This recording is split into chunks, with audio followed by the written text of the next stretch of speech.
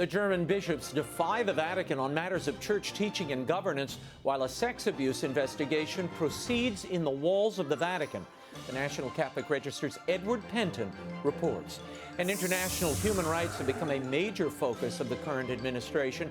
Chair of the brand new U.S. Commission on Unalienable Rights, Marianne Glendon, explains in an exclusive.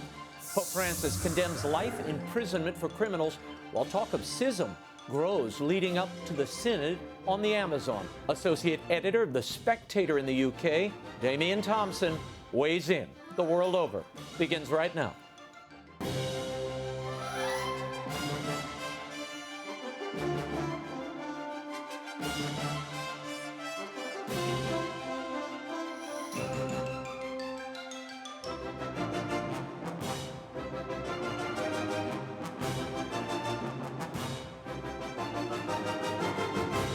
Now, from Washington, D.C., Raymond Arroyo.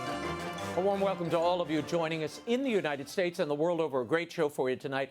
Edward Penton, Marianne Glendon, and Damian Thompson are all straight ahead. If you'd like to comment on tonight's show, send me a tweet. I'm at Raymond Arroyo. First, some news from the world over. On Tuesday, a Vatican prosecutor asked the two priests who served in a pre-seminary inside the Vatican to be ordered to stand trial on charges of sexual abuse. The prosecutor asked judicial superiors to indict Father Gabriele Martinelli on charges of carrying out the abuse, and Father Enrico Radici, the rector of the institution at the time, of aiding and abetting the abuse.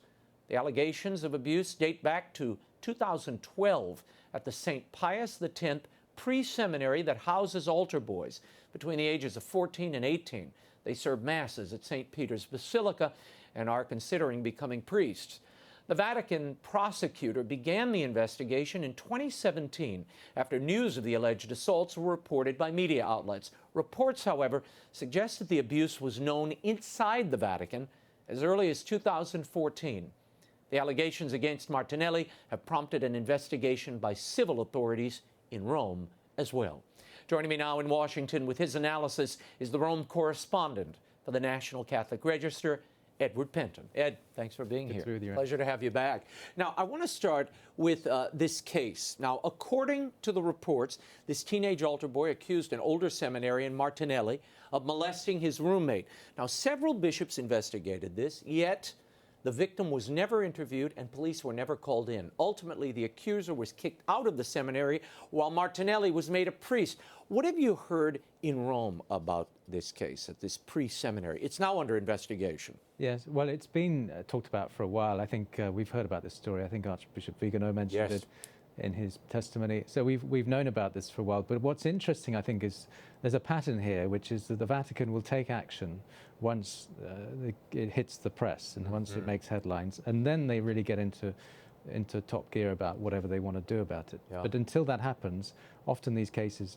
aren't handled very well, and then it takes the media spotlight to be put on them to do something. Yeah, the Vigano, you mentioned Archbishop Vigano, and you're quite right. He discussed this case in correspondence with the Washington Post earlier this year, although this was a piece of the original interview that the Post did not run with, and it was leaked to other media outlets, including this one. Now, Vigano claims that a preliminary investigation carried out by the priest was inhibited by superiors.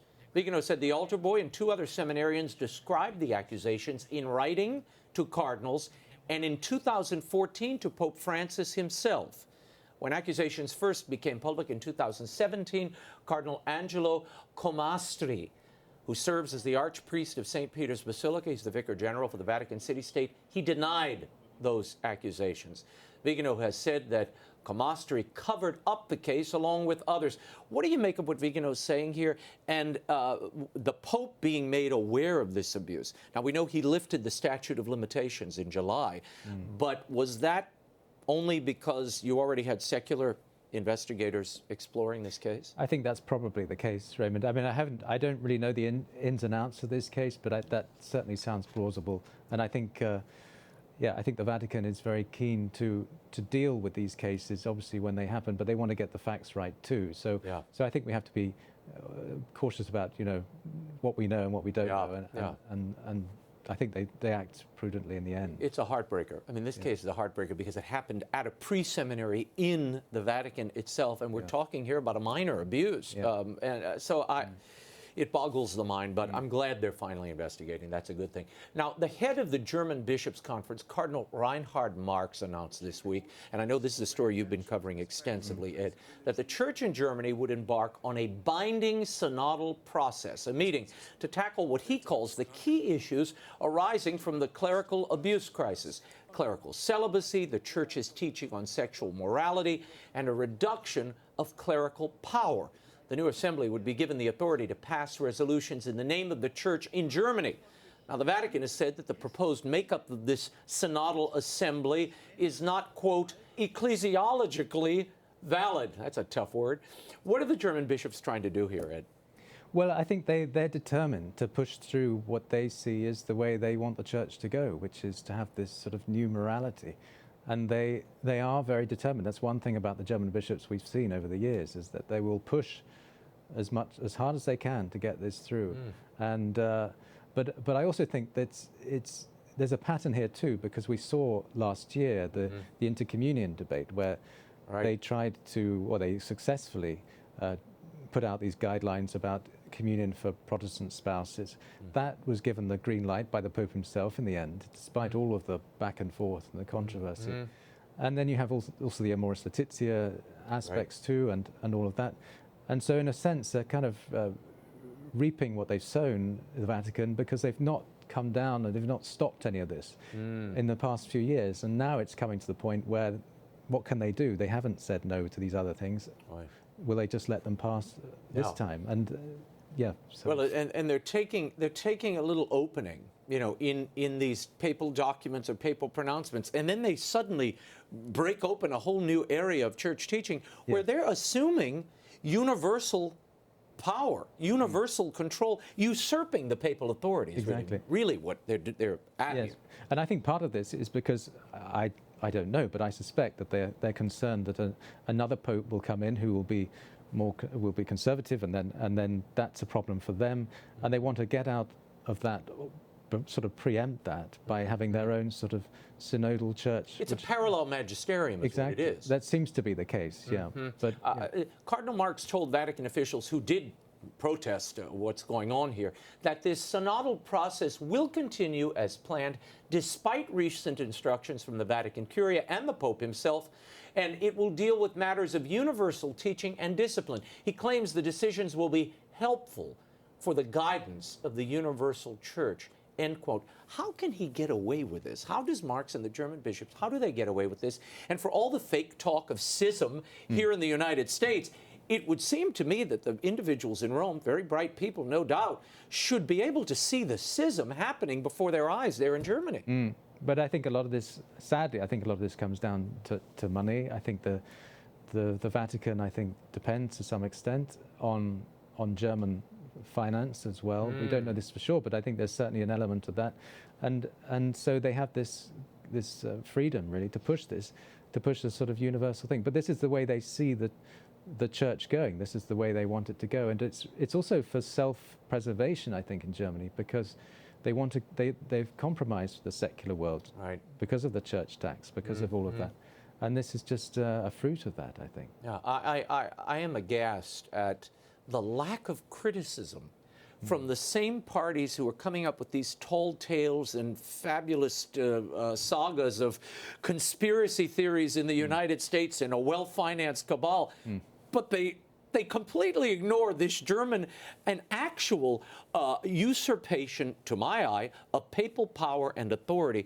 They are becoming their own magisterium, and nobody's saying a word about this. No, that's right. Even here in America, I mean, some of our critics, they're saying nothing. Nothing. Yes.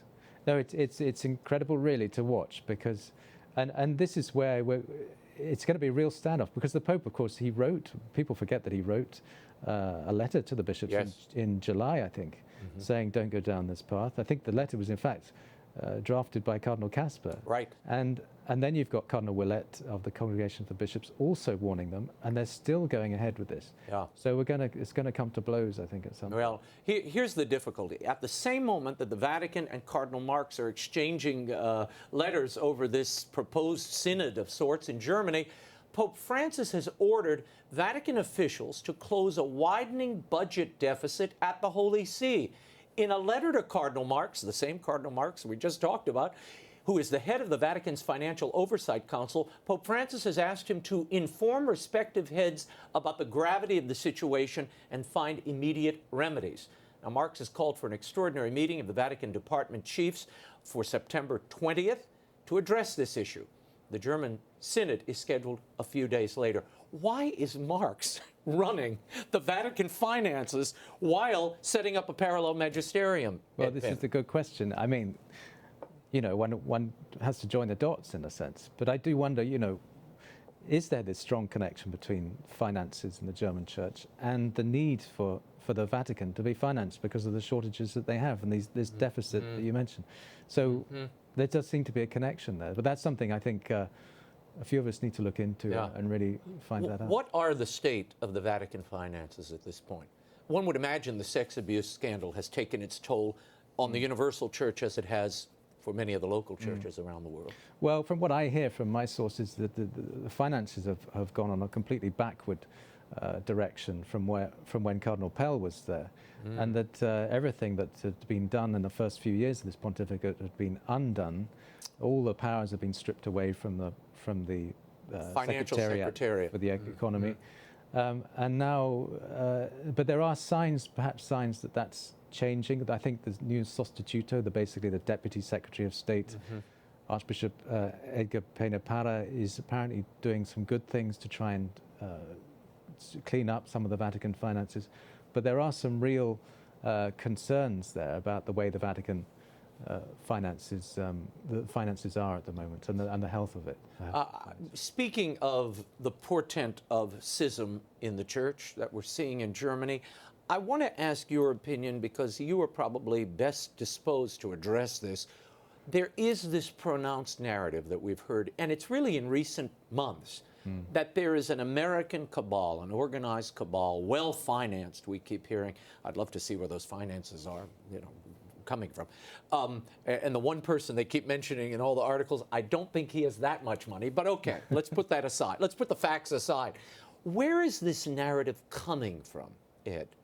Is it coming from those closest to the Pope? Is it coming from people trying to seek favor with the Pope and explain why certain initiatives aren't working? What's the source of this? Well, it's hard to say, but I think it's coming from the people close to him.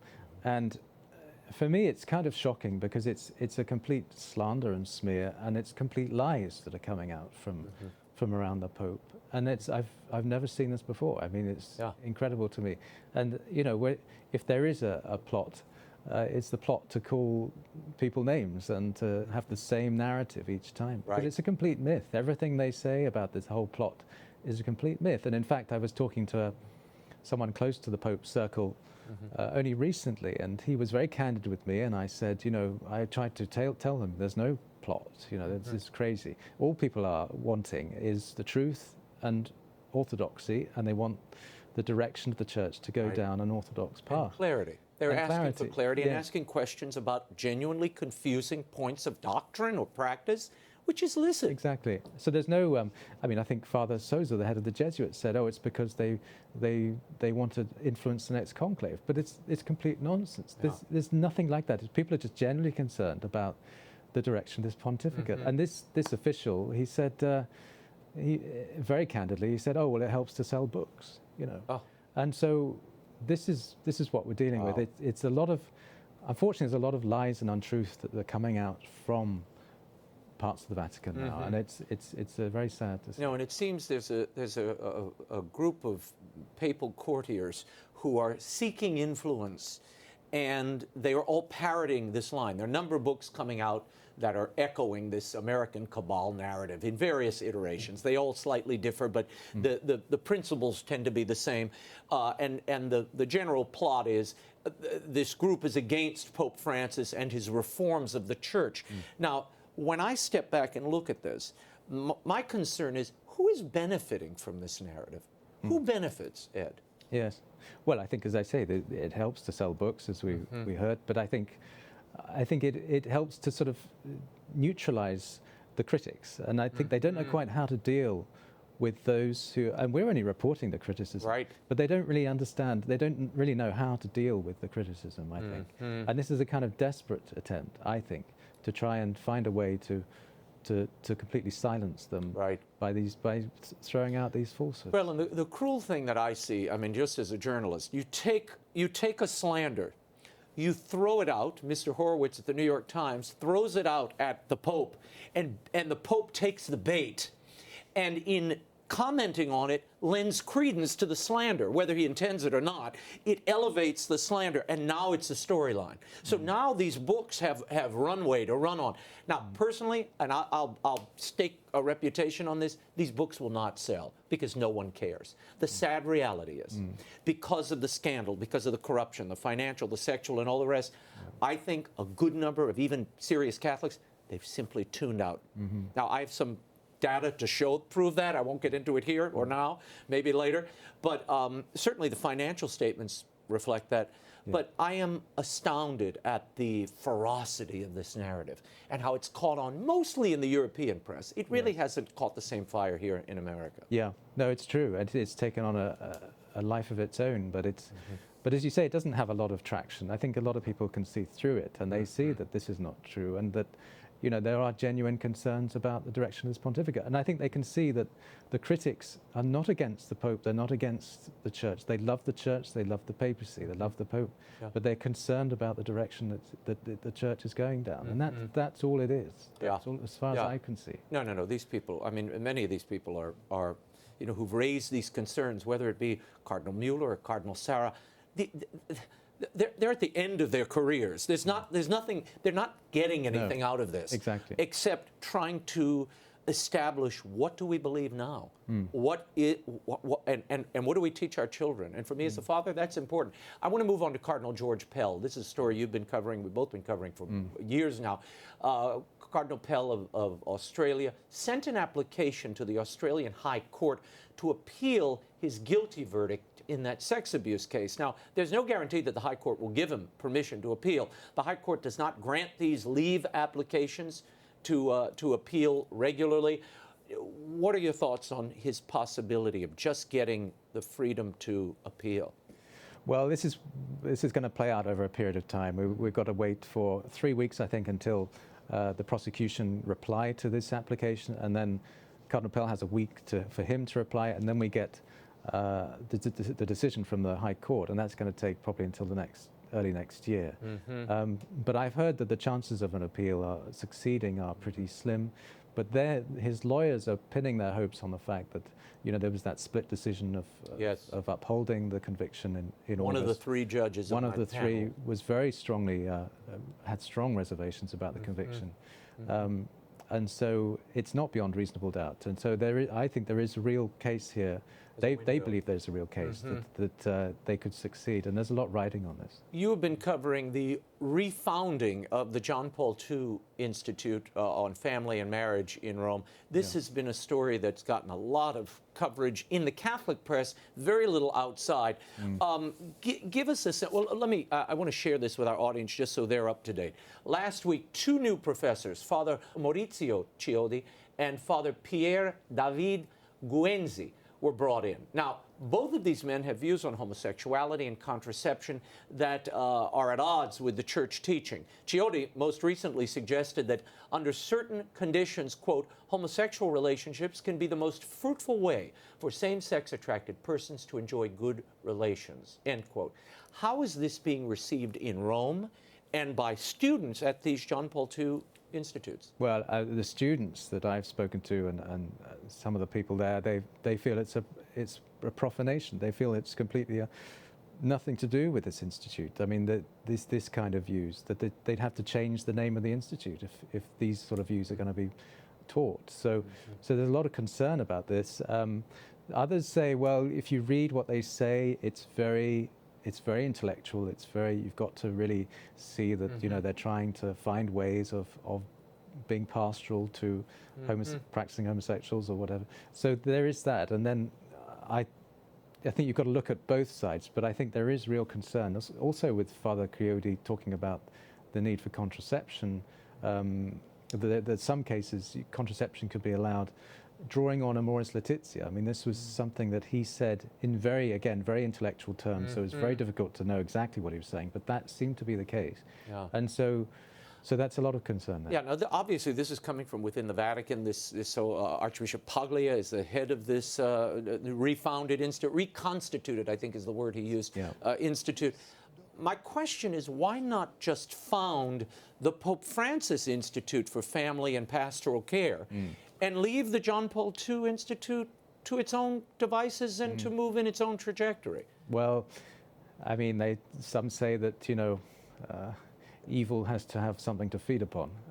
I don't want to say that that's totally what's going on here, but you wonder whether they're using this in order to, because there's the structure there already for them to build upon. And a brand. And a brand. An important brand, yeah. But one must hear their side too, and I think maybe there are some justified reasons for it, but I don't think so. I think you've seen the protests and the petitions. Over 200 professors worldwide signing a petition complaining about the changes. So I think there's some serious problems that need answering. Before I let you go, and we keep hearing all the critics of the Holy Father, all the people asking these questions are coming from America. There was a piece you reported on this week, Vittorio Messori, the well-known journalist, did a number of books for Cardinal Ratzinger that when he was Pope Benedict and subsequently. He had some interesting comments on what he was hearing from bishops all around the world and in Rome. What did he say? Well, he said that he's heard a lot of concern about what's going on. I mean, people often that I speak to, they say, oh, well, it's not so serious. But that's not what I hear. And it's not what he's heard either. And he says there are many cardinals and bishops who, in private, have said that they're pulling their hair out about what's happened and are desperate. But he also said, Christ never leaves his church alone, and we have to remain hopeful. And I think that's an important point, too. In fact, I was talking to a historian only yesterday about how who's an expert on the Reformation, and he was saying, that we've had serious crises before, times of 3 popes, the great schisms, and the church has survived, and we have to trust in God that's going to happen, and the church will see it through. It's happened before. Hope, a wonderful place to end. Ed Penn, safe travels back to Rome. Thank you so much for being here. I hope to have you back soon. You can catch Ed's reporting at ncregister.com. He's really one of the best in the business. Follow him on Twitter at Edward Penton. Marianne Glendon is next, but first a little news for you. On Wednesday, Speaker Nancy Pelosi and Congressman Chris Smith proposed the Hong Kong Human Rights and Democracy Act of 2019 to support human rights in Hong Kong. Under consideration are annual reviews of Hong Kong's economic status and the imposition of sanctions on those who undermine its authority. Trump has called on China to end the discord peacefully and said a crackdown would make his efforts to end a trade war very hard. Some industry groups worry that the legislation could threaten the delicate trade talks. Representative Chris Smith said the bill would require the Trump administration to identify and sanction anyone responsible for human rights abuses in Hong Kong. My next guest is the former U.S. Ambassador to the Vatican, the learned hand professor of law at Harvard University, and the recently appointed chair of the Commission on Unalienable Rights at the State Department. She's here to tell us about the scope of this new commission and the role of natural law in the defense of global human rights. Please welcome Marianne Glendon back to the show. Good to see you, Raymond. Great to have you back. Thanks for coming. Now, as we just mentioned, you're the head of this new Human Rights Commission at the State Department. You were appointed in July. What is the focus? What is the main goal of this commission? We have a very specific mandate. It's been a long time since any group looked systematically at the whole question of the nature of human rights, the different ways in which we use the terminology and the concept. And the Secretary of State thought it would be a good idea to have a group of people step back away from the hurly-burly of daily affairs and take a look at the role of human rights in U.S. foreign policy. And that's our mandate. It's a very limited mandate. We are not to make policy. Right. We are to advise the Secretary of the State Department on the role of human rights. And he has specified further that our work should be grounded in the founding principles as they have evolved over time in the United States and in the important commitments that the United States made after World War II. Now you have said in interviews that you all will consider uncontroversial rights. What does that mean? Well, there's a lot of confusion about fundamental human rights. Right.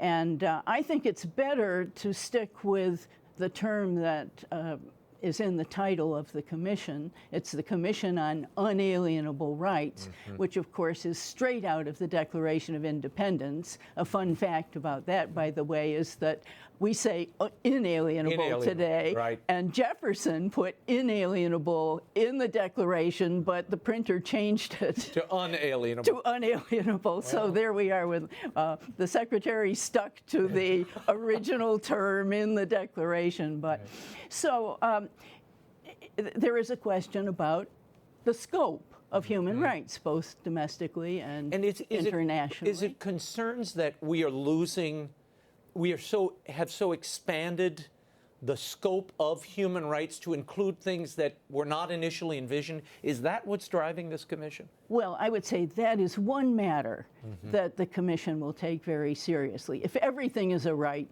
then nothing is a right. So we'll be looking at fundamental principles, and where controversy comes in, you mentioned uncontroversial, I would put it this way, that there are many disputes over what is or is not a right. And our commission has been directed not to enter into the realm of policy making. If a particular good or desire divides a society, then the normal way we settle those disputes in a democracy is through the people, through their elected representatives. And the more we try to take things out of the realm of politics by calling them fundamental rights, you enter into the world of winner take all. Right. That's not good for a heterogeneous society where people have to learn to live together. It's very tempting. We lawyers are susceptible to the temptation to go to court and, this is a human right. This is a human right. But we have to live together in a heterogeneous society. And so you have to understand that rights bump up against each other. Which I want to get to in a moment. All right. Yeah. Now, there has been some opposition, we have to say, to the commission. Quite a bit. Yes. Well, Miguel Diaz, you're a former U.S. ambassador, your successor to the Vatican under Barack Obama. He signed a letter opposing this new commission. He and others are concerned that it will, quote, promote a vision of humanity that is conditional, limiting, and based on a very narrow religious perspective that is inconsistent with the beliefs and practices of billions in this country and around the world, end quote. Your response? It's really fascinating how some people seem to know what the commission is going to do before the members have even met each other and before it's had its first official meeting. It's quite remarkable. We don't know what we're going to end up with. So what I think is that fair-minded people will judge us by what we produce. I think there have been many misunderstandings about the nature of this commission, but one thing that is clear is that it was constituted as an independent, nonpartisan commission that is not to be an echo of previous positions of the Secretariat of State. It is not to be an echo of this administration. What is sought for is the honest opinion of a group of activists, advocates, and scholars. Now, the LGBT community and advocates there are worried that LGBT people will not be protected under the work of this commission. Any concern there? I don't think so. Fundamental human rights belong to everybody. Man, woman, whatever persuasion they are, whatever color, whatever nationality, a fundamental right belongs to human beings simply by virtue of being human. So you're not redefining what human rights are. You're simply trying to, really, you're exposing the DNA of what constitutes a human right. Is that correct? Is that the right way to read this? We are certainly not redefining, and I could analogize part of our task as a kind of house cleaning, tidying up. There are concepts and terminology that are unclear, very vague, and yet, here's why it's important to do it. The language of human rights has become the common discourse for international, cross-national conversations about human dignity, and it's not serving its purpose of communication if we aren't sharing an understanding of what the basic terms are. And is that possible? I think it is possible because it was possible in 1948. And to the surprise of everybody, to the political realists, in 1948, the then already diverse United Nations was able to agree on a very few, a common core of fundamental principles. Different foundations for different people, but there are some things that are just so bad that nobody is openly going to say they're good. Right. And there are so many things that are so good, nobody's openly going to say they're bad. You mentioned a moment ago that there is now this clash of rights where you have religious rights competing with human rights or states' rights. How do we disentangle that? And we're not in 1948 anymore. Right. In 1948, we at least had then, you had more of a religious and a moral civic understanding that I dare say has collapsed in the last few decades. Absolutely right. In 1948, there was a fragile consensus on those fundamental principles. And the United States had much more influence in the world than it does today. Today we're in a multipolar world. The United States is one of a few powerful countries, and there is a rival conception, a powerful rival conception of human rights that is being advanced by some powers who are disputing that original consensus, China in particular. Yeah.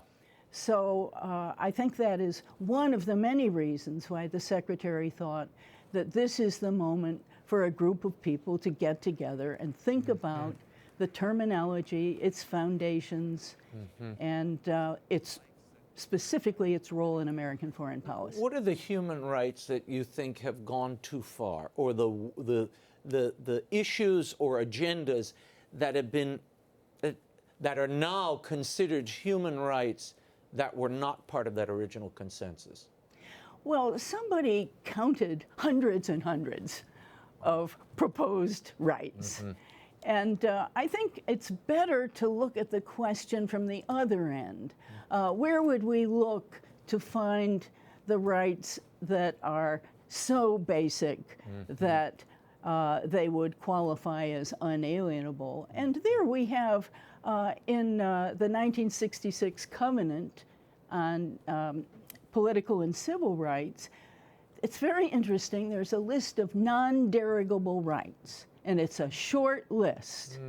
And these are rights that are so fundamental that they can't be suspended even in time of national emergency. Now, the fact that they can't be suspended doesn't mean they can't be limited. When you look at the Declaration, and this gets to your question about clash of rights, when you look at the Declaration or the Covenant, you see that almost all of these rights they're subject to reasonable limitations required by respect for other rights. And so the art, and it really is an art, the art of statesmanship, the art of the lawyer consists in being able to let those apparently conflicting rights have the maximum play that each can have while coexisting with each other. That's a delicate art. But this impulse to have the right trump and wipe out the other has to be resisted. Now, when I interviewed Secretary Pompeo about this new commission, he very proudly said, I was so excited that Professor Glendon accepted this. You know, she taught me at Harvard. Was that part of your, was that at least part of the reason you accepted this, that Mike Pompeo was a former student? I know you've had many illustrious former students. Certainly that was part of the reason that I accepted, that I have great respect for Secretary Pompeo and for his commitment to human rights and foreign policy. I think a reason that I share with all the other members of the commission is that we all have a background in human rights activism and human rights advocacy. And I think I speak for all of them when I say that we felt that this was an occasion where we could render a great public service, not only to the United States, but we hope to the preservation of the great human rights movement that took rise after World War II. I want to play this for you. This harkens back to the headline I shared with people before our segment. This is Congressman Michael McCall of Texas from yesterday's press conference on this proposed Hong Kong bill. I'd like your reaction. And I'd like to speak directly to the people of Hong Kong. America stands with you, and America will always support you. This is a battle between democracy versus dictatorship, liberty versus tyranny, and freedom versus oppression. Marianne, in many of the trade negotiations with China, human rights have not been on the forefront of that conversation. I am told, and it's being reported now, that those concerns have been brought to the fore. What would be your advice to this administration dealing with this uprising of democracy in Hong Kong that we're seeing?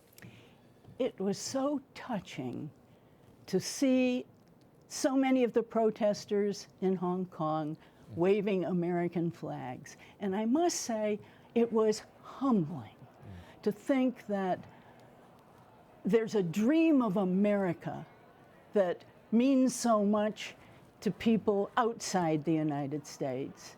And just speaking personally, one of my hopes for this commission would be that it would help to reinvigorate the notion that we should be aware that we stand for something in our example, with all its flaws, but nevertheless, a great example, has been an inspiration to so many people in the world. We can't let them down. No, and to be clear with that, I agree with you. When you saw those flags, or they were singing the national anthem, some of these protesters, it's unbelievable. I mean, it was truly a moment.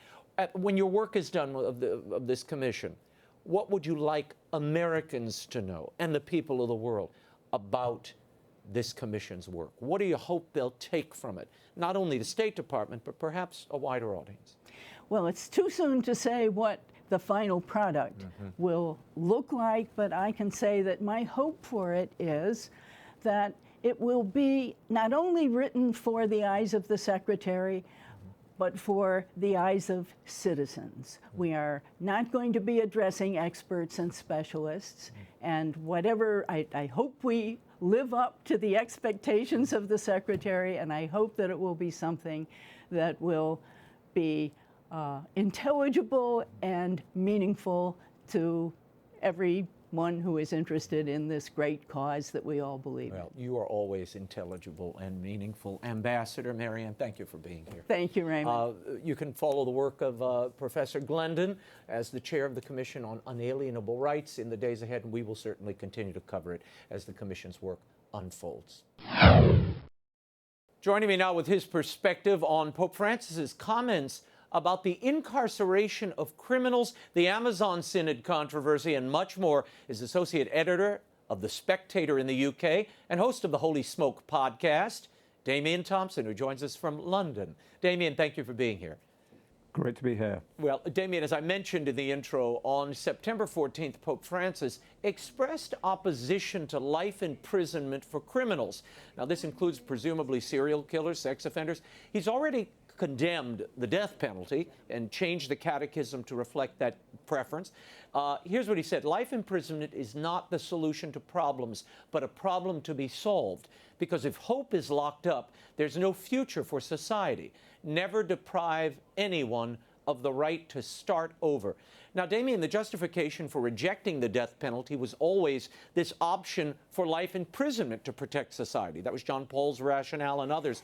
Now it appears Pope Francis is saying life imprisonment is out of the question. Your response? My response is bafflement and dismay at what seems to be a very badly thought out argument, really just a little more than a sort of dinner party metaphor. Well, life imprisonment is a form of the death penalty. I think you'll find Catholics around the world, lots of them, including me, are opposed to the death penalty. Catholics opposed to life imprisonment, fewer of them, because I mean, is the Pope really saying that if Jeffrey Dahmer had, promised not to eat and cook any more of his fellow inmates, he would have been eventually let out of prison? It makes no sense at all to talk of anything but life imprisonment for the most serious offenders. And I actually don't think there's any public support for this. It's an unfortunate episode of the Supreme Pontiff just sort of thinking aloud. But actually, he has said before something along these lines and attributed it to the magisterium of the Church. The magisterium says that. I always get worried when the Pope talks about the magisterium because, and I really don't mean this to sound rude, but I don't think it's his particular area of expertise, which is perhaps unfortunate given his job. But this, I think we can discount. Yes, to expand on this a little more, the controversy over the Synod on the Amazon continues to grow as we get closer to October. The critics of the Synod worry that the program will be more political than pastoral, with emphasis on the environment, the possibility of married priests, and adapting Catholicism to indigenous cultures. Now, supporters of the Synod argue this is all a way of giving voice to the marginalized and giving them greater access to the sacraments. How is this controversy, and I'm interested in this, Damien, how is it playing out in Great Britain? And then I want to get into, the critique of the critics, if you will. But how is it playing in Great Britain? Is there any emphasis or any concern about this in Europe at large? Yes, there is. I think what you'll find with English priests who are friends of mine, and they're not all conservatives, and Catholics generally, is that as soon as the subject of the Amazon Synod is mentioned, they roll their eyes. And they'd rather not talk about it because the Instrumentum Laboris is so embarrassing and so theologically bizarre that I think people could almost rather not be reminded that this synod is happening and that this document is out there. It's a dreadful document, and I think what's happened over the last couple of months is that people have looked more closely at it. For example, Cardinal Muller has looked closely at it and noted all the repetitions, all the flattery of the Pope. And Cardinal Burke and Bishop Snyder have produced what's actually an excellent document, spelling out what they call the implicit pantheism of the Instrumentum Laboris. Well, it's only just about implicit. It's a wretched piece of work that bears very little relationship to Christianity, let alone Catholicism. And when I read it, I kind of think, well, if you want to believe that sort of thing about epiphanic places, such as the Amazon being a source of wisdom and reserve of wisdom for the planet, well, fine, go and sell wind chimes in West Hollywood, but don't call it Catholicism. It made me, it put in mind this week, and I don't know if you saw this image, it was all over the internet, Union Theological Seminary in America. They posted a picture of a group of people confessing their sins to plants in the middle of what appeared to be a very sparsely populated church, but it did bring to mind some of the critiques of this synod. Now, Jesuit Father Thomas Reese wrote a column in America Magazine this week, taking what he calls theological conservatives to task for opposing the goals of the synod. He wrote this: they believe that 19th century European Catholicism is the absolute norm by which everything else must be judged. They know little about their own history and how Christianity was inculturated in Europe. Your thought? Patronizing nonsense. For a start, what are the goals of the Synod? It's rather difficult to tell because it's essentially a work of science fiction in which the forest is anthropomorphized and the cosmos becomes a sort of sacred entity in itself. And there is this fiction of the native peoples of the Amazon almost representing the Garden of Eden. Now, how that's going to be turned into pastoral practice, I don't know, except that there's a hint that the Catholic Church somehow has to adapt its practices to those of pagan ancestors. I don't think that saying this is rubbish constitutes some sort of 19th century, reactionary opposition to progress. It's just saying, where do these sub-Teilhard witterings come from? And are we really expected to take them seriously as potential Catholic teaching? The ongoing debate over this Amazon Synod, Damien, really has created a secondary controversy, the S word, schism. Pope Francis's ardent supporters say that conservatives, particularly in America, are fomenting schism by questioning the, as you mentioned, the direction of some of these Synod initiatives. Is that what's really happening here? Traditional Catholics in the media in the U.S. and elsewhere are threatening schism? Oh, this is what I call the Cardinal Burke staged the moon landings school of thought. It's the most complete rubbish. It's a deliberately manufactured fantasy. You've got this sort of Bond villain in a Kappa Magna and his sinister media network with a charismatic presenter. That last bit's true, Raymond. By the way. It's such garbage. And I think it's got several purposes. One, it expresses the anger of Team Francis, or whatever you want to call them, at the fact that Orthodox Catholicism is pretty vigorous and liberal Catholicism is moribund, though powerful and rich. And secondly, it is there to distract attention from, first of all, the chaos over the Amazon Synod, which I think really embarrasses people like Austin Ivory and Massimo, whatever he's called, who are well-educated and young enough to recognize this as antiquated 1960s nonsense. And so I actually think they're secretly embarrassed by the Amazon Synod. But they also want to detract attention. Everybody wants to detract attention from what looks like an actual schism situation, which is happening in Germany, where the German Church, which already has the unofficial authority to give communion to divorced people and Protestants, is now demanding some sort of binding national synod of bishops and lay associations, and that makes my flesh creep because I'm trying to think of what these lay associations might be like. Right. So that's a real schismatic threat, and instead this fantasy schism is being created, and it's an insult. It's an insult. And there are a series of books coming out that will attempt to propagate this black legend, and it's slanderous. I mean, it really, and as you said, it's a way to silence voices and distract from what's really going on, which are corruptions, innovations in Catholic thought and teaching and practice, and frankly, whether Damien Thompson and myself and a handful of other people are hit by a bus tomorrow or not, these questions will continue. This ongoing scandal is still present in various... If we're hit by a bus, I can tell you who the driver will be. We'll wait for the full investigation, Sorry. Damien. We'll wait for the full investigation. I want to move on and talk about in the Catholic Church, it was reported this week, $4 billion have been spent over the last 20 years in sex abuse settlements.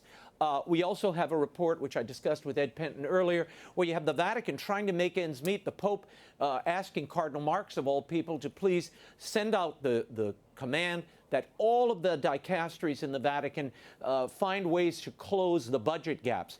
What are we seeing here? What's going on, and what impact will this have, not only on people here in the United States, but all around the world, when they watch the financial part of this crisis play out? Well, the Vatican finances have always been not just a terrible mess, but had a strong whiff of the mafiosi about them. And this is absolutely not something that started with this pontificate. It's one of the things that sadly destroyed the pontificate of Pope Benedict. Vatican finances are a horror story. Right. The Vatican actually hasn't got much money, and what money it does have, it throws away. And I think something like half of all the money it gets is from the United States. Right. And what does the Pope say? It's an honor when Americans attack me. So I just wanted to make that point about this Team Francis are playing to the sort of traditional Argentine anti-Americanism of the Pope. Because I think Team Francis feel they're being ignored by the Pope, which they are. And this is one way, this talk of the schism and all the rest of it is one way of getting him back on board. But the finances are unreformed. Now, Cardinal Pell would have reformed them. And, okay, I don't want to really endorse this conspiracy theory. I just want to say we should think about the fact that the man who was going to clean up the Vatican finances ended up in jail in Australia on a trumped-up charge. Yeah, no, well, he was clearly trying to collect and focus the finances of the Vatican. He had done a full accounting and was trying to bring in Price Waterhouse to do a full forensic audit from the outside. That was stymied. So, I mean, there were certainly individuals who didn't want those reforms to go forward. And now all of those, as Ed Penton said earlier, many of the reforms that Pell insisted on were undone. So that is problematic, and they really, whether Pell is there or not, they need to institute those changes because they just made common sense. Those changes will not be instituted under this pontificate. I give you that absolute guarantee. But actually, I'm not sure they'll be instituted under the next pontificate either. Well. Because the problem about the Vatican, if you spent any time there, is that it's chaotic. It's truly chaotic. It's backstabbing, it's amnesia, it's secretive, it's the very last place that is either going to want to be reformed or capable of drawing up any sort of financial reforms. But meanwhile, your viewers are paying for this chaos and paying for these settlements and paying for money to be wasted on horrible projects like the Amazon Synod, for example. Well, Damien, I've said it for years. You and I have discussed it. What needs to happen is a full forensic audit of every parish, every diocese in the world, so that not only the officials in Rome, but the lay people can see exactly where their money is going. And I think that will reveal the various levels of corruption that are attached usually to money and mismanagement of it. Damien Thompson, thank you for being here. They will reveal levels of corruption that we can hardly dream of. Thank you, Raymond. We'll leave it there. Damien Thompson's commentary is at the Spectator's website, and you can follow him on Twitter at Holy Smoke. Love that handle. Before we go, Will Wilder 3, The Amulet of Power, and the entire Will Wilder series is available in bookstores everywhere, online, and at the EWTN catalog. That's all the time we have for now. Until next week, the show continues on Facebook and Twitter. Like me on Facebook, you can follow me on Twitter. The links are at RaymondArroyo.com. Be sure to catch us next week. Until then, we'll be scouting the world over for all that is seen and unseen. On behalf of the staff and crew of EWTN News, thank you for watching. I'm Raymond Arroyo from Washington, D.C. Bye now.